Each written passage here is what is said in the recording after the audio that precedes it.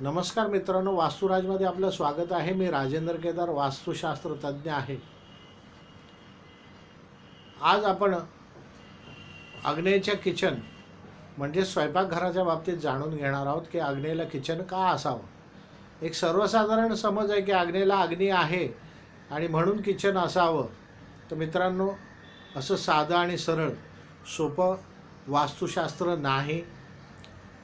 समजा आपलं घर दक्षिणोत्तर आहे, म्हणजे लांबलचक आयताकृती आहे, तर आपल्या घरामध्ये दक्षिणेला गरम होतं आणि उत्तरेला थंड जाणवतं।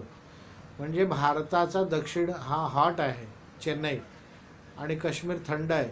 हाच फंडा आपल्या घरामध्ये लागू होतो। निसर्ग हा सर्वांना समान असतो। अशा पद्धतीने आपल्या घरामध्ये निसर्ग जाणवतो। म्हणजे दक्षिणेचा मंगळ हा हॉट आहे, म्हणजे गरम आहे। लाल ग्रह, तापट ग्रह, पापग्रह असा हा मंगळ ग्रह, ज्याच्या आग्नेयला अग्नी आहे, जो डोळ्यांनी दिसत नाही।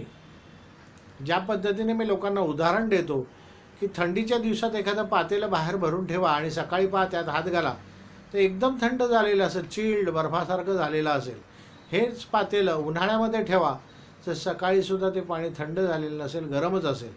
म्हणजे निसर्ग, ॲटमॉस्फिअर, नेचर आपल्या जागेवर काम करतं। अशाच पद्धतीने आग्नेयला डोळ्यांनी जो फायर पॉईंट, अग्नी दिसत नाही परंतु तो काम करत असतो।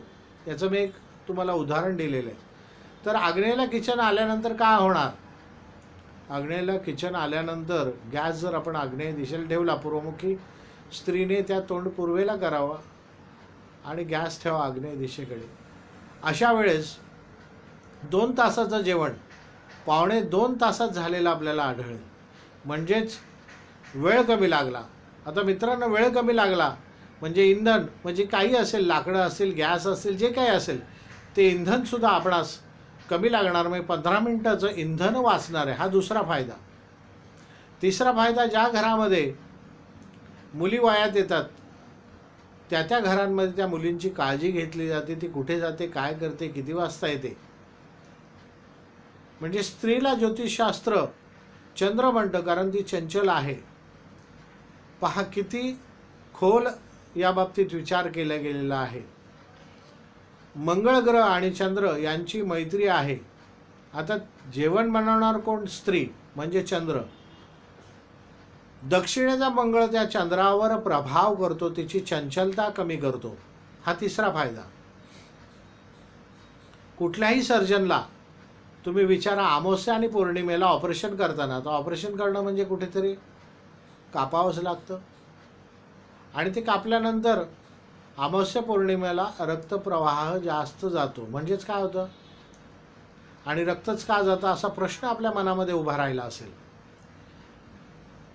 पृथ्वीवर 70% पाणी, माणसाच्या शरीरात 70% पाणी चंद्राच्या गुरुत्वाकर्षण शक्तीमध्ये मुळे समुद्राला भरती ओटी येते। आता समुद्राचं पाणी आणि आपल्या रक्तप्रवाहाचा संबंध काय? असाच संबंध भूगर्भात लावारस असतो। म्हणजे जे काही पृथ्वीवर लिक्विड सदृश्य, लिक्विड फॉर्ममध्ये पाणी, डिझेल, केमिकल्स, पेट्रोल, आता लावारस हा भूगर्भात असताना लिक्विड फॉर्ममध्ये असतो। म्हणजे याच्यावर सुद्धा चंद्राचा अंमल आहे। जेवढं लिक्विड सदृश्य असेल त्याच्यावर चंद्राचा अंमल असतो। आता हा चंद्र त्या रक्तसुद्धा आपल्या लिक्विड फॉर्ममध्ये आहे आणि त्यामुळे आपल्या अमावस्या आणि पौर्णिमेला डॉक्टर ऑपरेशन करताना कट केलं, नंतर रक्तवाहिनीतून जोरदार फ्लो बाहेर येतो, म्हणजे फोर्सफुली। हे चंद्राच्या गुरुत्वाकर्षण शक्तीमुळे हा प्रकार होतो।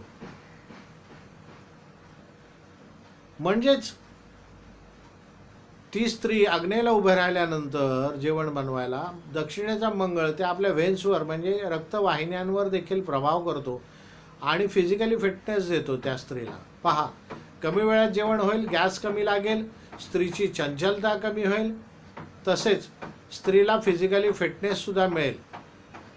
असेच आपल्या भारतामध्ये मुलगी जन्माला आली किंवा सून घरात आली तर आपण म्हणतो लक्ष्मी घरात आली। म्हणजेच आग्नेयला ती स्त्री उभी राहते जेवण बनवायला। याचाच अर्थ आग्नेय कोपरा हा इन्कम सोर्स पॉईंट आहे. तसेच पूर्वमुखी जेवण हे सर्वात स्वादिष्ट होतं. आपण ते करून पहा. आपलं जर इतर दिशेला जेवण बनवत असाल तर पूर्व दिशेला हे जेवण सर्वात स्वादिष्ट बनते. असेच पूर्वेची सूर्यकिरणांमुळे डी विटॅमिन मिळते.